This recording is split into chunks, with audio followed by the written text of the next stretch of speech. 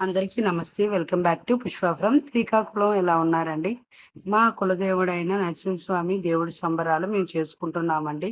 మా కుటుంబ సభ్యులందరూ కలిసి ఒక 5-6 కుటుంబాలు కలిసి మేమందరం చేసుకుంటున్నామండి. ప్రతి 5 సంవత్సరాలకు ఒకసారి ఈ దేవుడి సంబరాలు చేసుకుంటామండి. ఈ సంవత్సరం మాకు అనుగ్రహం కలిగింది. ఎందుకంటే మనకి ఊరు పండుగలు అయ్యావి. ఊరు పండుగల వెంటనే దేవుడి సంబరం కూడా మేము ప్రారంభించాము.